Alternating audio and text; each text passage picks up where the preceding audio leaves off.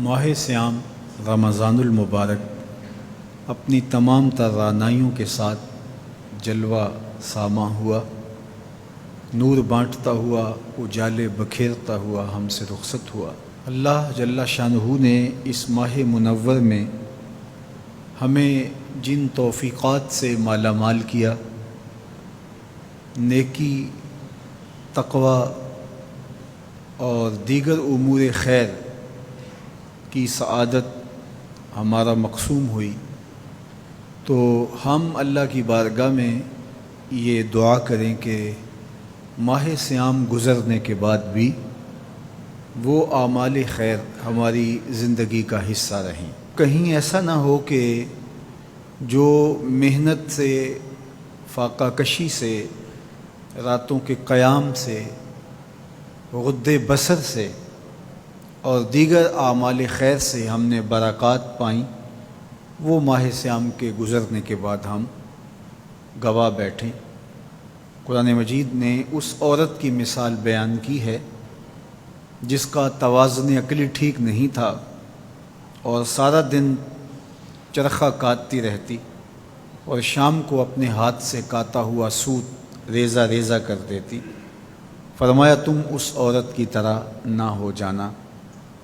اپنی محنت کو ضائع ہونے سے بچانے کی آرزو اور تمنا یہ ہمارے سینے میں موجود ہونی چاہیے۔ تو ہر وقت یہ دھڑکا، یہ ڈر، یہ فکر لگی رہے کہ میں جو خیر کی راہ پہ ہوں وہ مجھے میسر رہے، وہ مجھے نصیب رہے۔ جس کے 2 دن برابر ہو گئے وہ ہلاک ہو گیا۔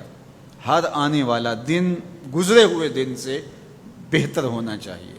اگر برابر ہیں تو ہلاکت ہے، اور اگر کسی کا گزرا ہوا دن بہتر ہے اور بعد والا دن اس سے بدتر ہو گیا، وہ تو پھر کچھ نہ حاصل کر پایا۔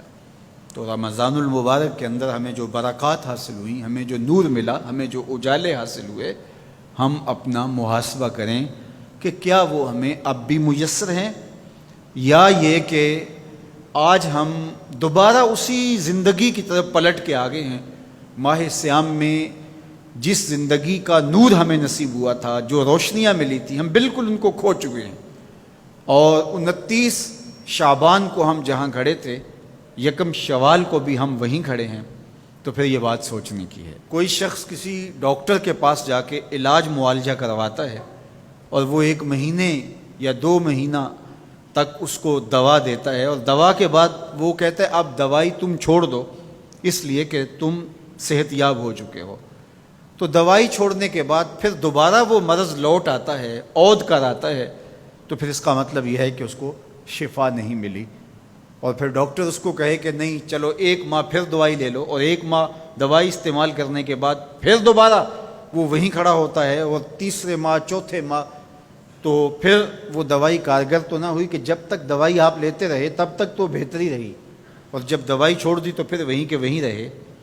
تو رمضان المبارک گویا ہمارے لیے اللہ کی رحمتوں کا ایک ماہ خاص ہے، اور اس میں ہم اپنے باطن کی تہذیب اور اندر کی بیماریوں کا علاج کرتے ہیں۔ اور جب ہم یہ 1 مہینے کا کورس کر چکے ہوں تو ہم اپنے آپ کو دیکھیں کہ ہم کہاں کھڑے ہیں۔ ہمیں کوئی فائدہ ہوا ہے فاقے کاٹنے سے، بھوک کاٹنے سے، راتوں کو قیام کرنے سے، اعتکاف میں وقت گزارنے سے؟ اور اگر کچھ بھی نہیں، جہاں ہم تھے وہیں ہم کھڑے ہیں، تو پھر ہمیں سوچنا چاہیے کہ ہم نے صحیح طرح سے دوا نہیں لی، یا پھر دوا ٹھیک نہیں تھی، اور یہ دوا بالکل ٹھیک ہے۔ ہمارے رب نے کہا لعلکم تتقون، اس کا لازمی نتیجہ یہ ہے کہ تمہیں اتقاء کا اجالا نصیب ہوگا، تمہیں نور ملے گا۔ تو پھر ہم سے کوئی کوتاہی ہوگی، ہم سے کوئی غلطی ہوگی، اس لیے ہم اللہ کی بارگاہ میں عرض گزار ہوں کہ مالک جو تم نے ہمیں نور عطا کیا ہے، جو روشنی دی ہے، وہ اجالے کہیں بجھنے نہ پائیں۔ اور وہ کیا ہے؟ وہ نور ہدایت کا نور تھا۔ تو اہل ایمان یہ دعا کرتے ہیں، ربنا لا تزغ قلوبنا بعد اذ ہدیتنا، اے اللہ ہمارے دلوں کو سیدھا کر دینے کے بعد دوبارہ ٹیڑھا نہ کرنا۔ وَهَبْ لَنَا مِن لَّدُنْكَ رَحْمَةً، اور اپنی جناب سے ہمیں مزید رحمتیں عطا کرنا۔ اِنَّكَ أَنتَ الْوَهَّابُ، تیری شان یہ ہے کہ تو وہاب ہے، کسی محنت کے بغیر تو بندے کو عطا کرتا ہے، بغیر مزد تو عطا کرنے کی عادت رکھتا ہے۔ تو مالک ہم تیرے حضور حاضر ہوئے تو ہمارے اوپر کرم نوازیاں کرنا، اور وہ جو ہدایت تو نے ہمیں عطا کی ہے اس پر ہمیں گامزن رکھنا، اور ہمیں دوبارہ اندھیروں، ظلمتوں اور گمراہیوں میں نہ دھکیل دینا، بلکہ ہمیں اس ہدایت کی راہ پہ گامزن رکھنا۔